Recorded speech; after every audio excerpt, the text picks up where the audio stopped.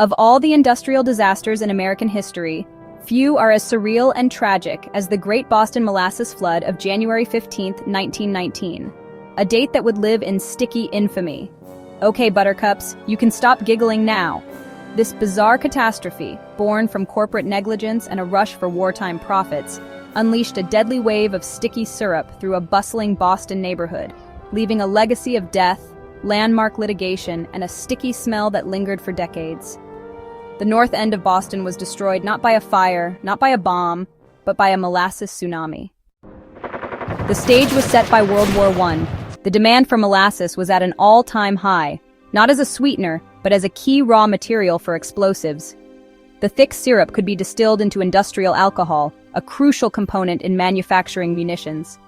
The United States Industrial Alcohol Company, or USIA, operating through its subsidiary, the Purity Distilling Company, raced to meet this demand.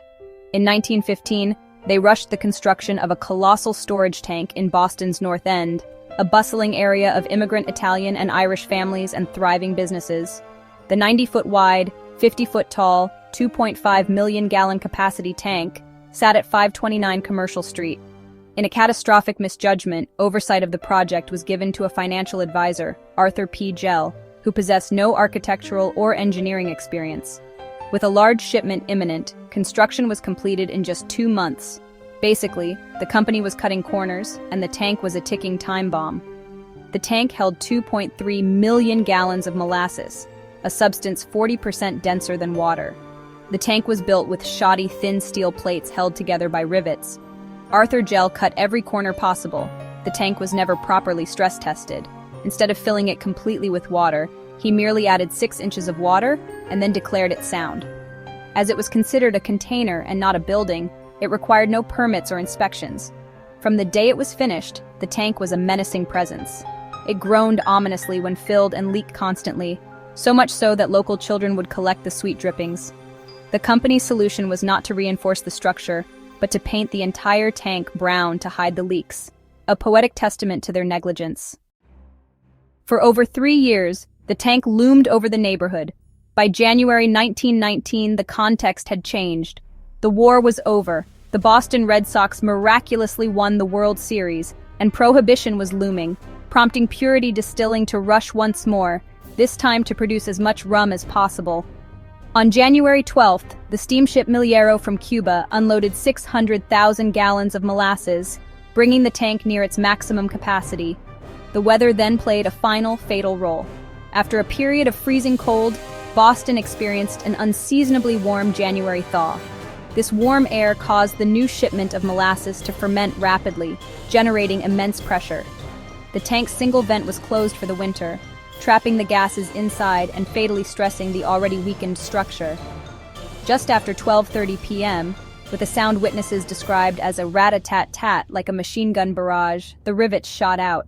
The tank ruptured catastrophically, unleashing a 25-foot-high wave of molasses, moving at 35 miles per hour. The initial force of the blast was immense, buckling the supports of the nearby elevated railway and knocking a train off its tracks. Buildings were smashed to splinters and swept from their foundations. The true horror, however, lay in the aftermath. The wave was an unstoppable force of thick, viscous goo that weighed approximately 13,000 tons. People and animals were swept up, crushed by debris, or drowned as the syrup filled their lungs. Thick, syrupy-filled lungs made resuscitation impossible. Horses at a nearby stable were caught in the flood and died where they stood. The winter air quickly began to cool the molasses, thickening it into a deadly, sticky trap that ensnared victims and rescuers alike. The streets were transformed into a nightmarish landscape. Rescuers waded through hip-deep sludge that pulled the boots from their feet, the air thick with a sickeningly sweet smell and the screams of the trapped. The human toll was devastating. Bridget Claverty, doing chores outside her home, was carried away and killed. Firefighters at the nearby Engine 13 firehouse were caught as the wave lifted their building from its foundation. A colleague of the firefighters, George Leahy, watched in horror, but he himself later drowned in the syrup. A quick-thinking brakeman, Royal Albert Lehman, frantically waved down an oncoming train, preventing further tragedy on the collapsed railway. Rescue efforts sprang into action immediately, led by 116 sailors from the nearby USS Nantucket, who waded into the morass to pull survivors from the wreckage. They were able to rescue 20 wounded people. In the end, 21 people were killed and nearly 150 injured. The cleanup was a monumental task, taking 87,000 man-hours and weeks of work using seawater and sand to wash away the residue. For decades afterwards, on hot summer days, residents claimed they could still smell the faint, sweet scent of molasses in the air.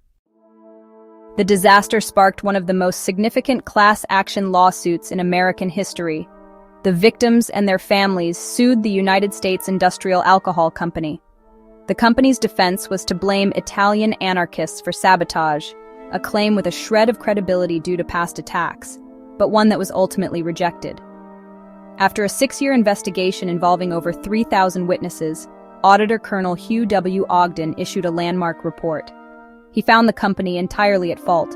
The tank was shoddily constructed, never properly tested, and fatally weakened by the constant fermentation happening inside. The Massachusetts Superior Court awarded $300,000 in damages. The Great Boston Molasses Flood was more than a freak accident. It was a powerful lesson in the deadly consequences of corporate greed and a turning point in American law. In response to the verdict, Massachusetts and other states passed laws to certify engineers and regulate construction, marking the beginning of the end of an era where big business operated without oversight or accountability for its negligence. The flood's legacy is a sticky reminder that cutting corners for profit can have devastating and unforgettable consequences. Thank you for watching. Hope you found this video informative and entertaining. Please subscribe, like, share, and comment. We do like to know and hear your feedback. And if you have the means, please consider supporting us on Patreon, where you can get early access to our videos, and where we post bonus material. Till next time, this is Geeky Tidbits saying cheers and have a good day.